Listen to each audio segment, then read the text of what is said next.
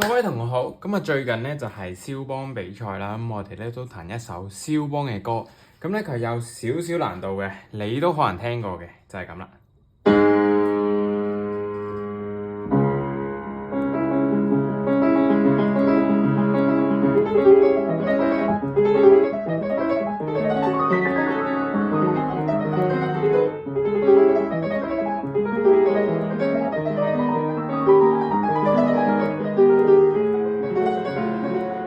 咁樣嘅，咁咧對於初學嘅同學仔嚟講咧，就非常之難嘅。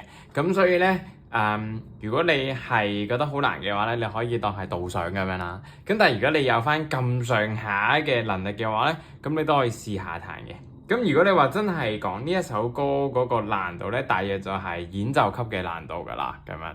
咁但係咧，如果你考完8級，咁你又想試下咁都無妨嘅。我以前咧啱啱彈呢首歌嘅時候咧，就因為好中意呢首歌啦，咁我就係啱啱學彈琴啦，我就試下彈下嘅咁樣咯。咁當然就唔可以彈到晒，但係感受一下啦。佢呢個得意嘅地方咧，就係先講咧，佢個左手咧就係彈一個 broken chord 嘅，係啦，就係一個 C sharp minor 啦。咁呢個應該唔係好難嘅，因為你左手咧係咁。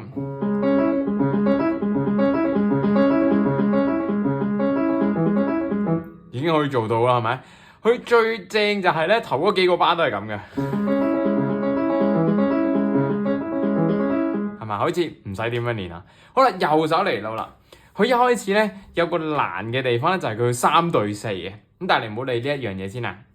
先咧理咗右手先，佢就係咁樣。開頭咧你係要用16分去彈啦，咁你就4個為之一拍啦。咁但係頭一個咧就得3下嘅啫。跟住你先係咁樣呢4個啦。咁咧你最好咧就彈埋咧第一拍，即係話咁樣咯。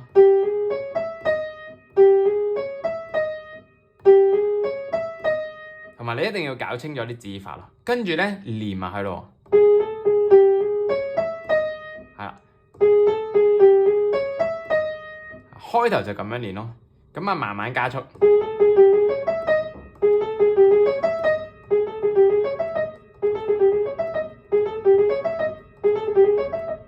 係咁樣啦。咁啊，當你彈到呢個嘅時候咧，咁你就可以落下邊嗰句。下邊嗰句咧好簡單，因為佢係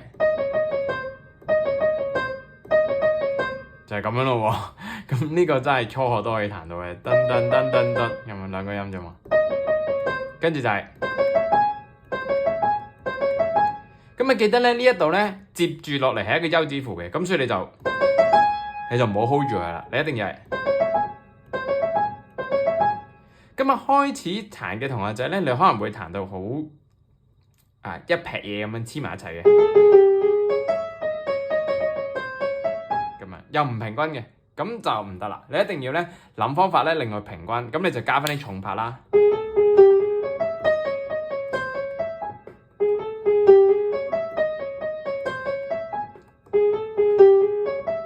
你聽到有個重拍喺度啦，呢個係其中一個練習方法，就係加重拍。第二樣嘢咧，好緊要咧，就係你將佢即係分開嚟練習，好似我哋頭先咁樣啦。即係如果你一開始係即係彈唔到啊，太多啊，係啊，你先分開佢啦。第3樣嘢咧，一樣嘢咧係非常之有幫助嘅，就係試下 staccato 咁樣練咯，係啊。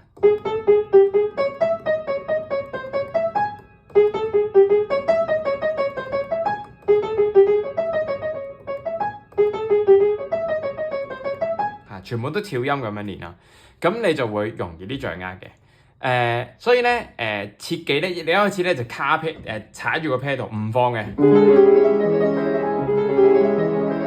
哇，好似好勁咁樣係嘛？但係唔係嘅，呃人㗎。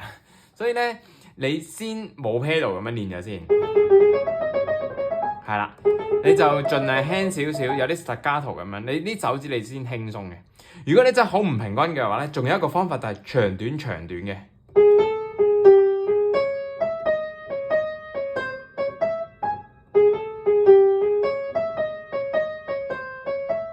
呢呢個長短嘅方法咧，其實都可以幫助到你咧控制一啲16分咁樣嘅。咁當然長短你可以短長咧一樣嘅啫，即係譬如你之前係噔噔噔噔噔噔或者長短，咁你就試下兩個交替下去咁樣咯。跟住落嚟咧，你練好左手啦，係咪？右手啦，完成咗啦。你拼埋一齊咧，有個難度就係因為佢3對4嘅，左手咧就係彈3連音嚟嘅，右手咧就要對4喎，咁所以咧你就要呢個就一齊落去啦。開頭咧你諗唔到點樣咧，你就咧先攝落去，即係咩意思咧？就係彈咗左手先啦，跟住攝，跟住到左手 ，OK， 攝落去，跟住一齊，係啦，左右左右左右一齊。好啦，當你攝咗之後咧，嘗試下。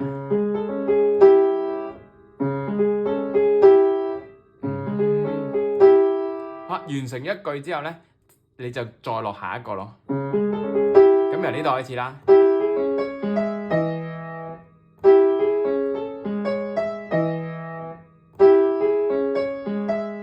係啦，你先咁樣嘅，你就唔使一開始逼自己好平均嘅，唔使住嘅嚇。你要對清楚嗰啲位先啊嘛。咁所以咧，一開始咧唔平均咁樣彈，但係攝啱呢位先，一齊咁樣咯。跟住再前面嗰 part 咯，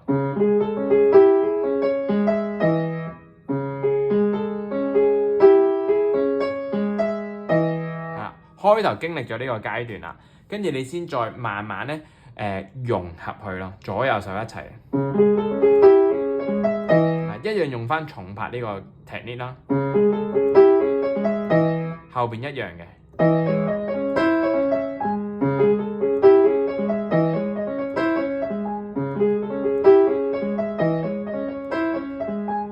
咁樣先，好啦。當你完成咗咧，你先咧再加一個 pedal 落去啦。但係 pedal 咧唔能夠太多嘅。如果你踩晒佢嘅話咧，咁成首歌就 join 埋一齊嘅，唔好聽嘅。你俾少少佢。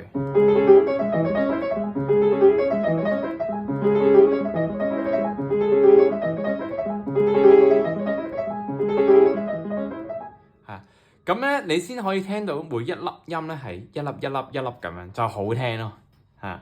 咁然之後咧，下邊嗰句咧就完全一樣嘅。咁所以你見我不斷咁樣重複彈啦。咁你想象下，你練完一個小節，下邊個小節又係咪一樣咁，咪好正咯，係咪？跟住之後咧就有一個 arpeggio 咧就上去嘅。咁呢個練習方法咧，記住同頭先嗰啲一模一樣啦。咁就係對齊咗佢咯，左右手3對4啦，跟住分開嚟練啦。跟住當你練好晒，你再加少少啲大細聲。你聽嘅呢個音樂咧就係，哇，撞到個鏡頭，再嚟咯。咁然之後咧，到你練嘅時候咧，加埋呢一個有啲大細聲嘅變化 pedal 嘅控制，咁你就可以做到嗰個效果咯。但係一開始唔好追求嘅速度，你可以慢啲。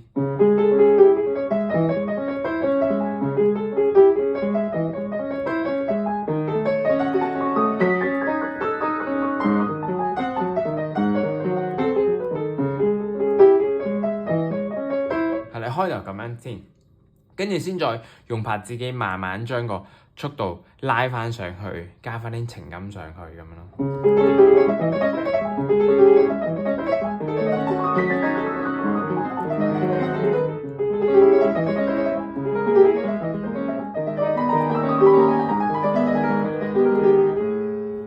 咁然之後一步一步咧，咁你就可以好快咧就彈到呢首歌噶啦。咁希望咧呢個小教學可以幫到大家啦，大家加油俾心機啦。咁中意我嘅影片記得 subscribe 同埋 share 啦。我哋下次再見啦，拜拜。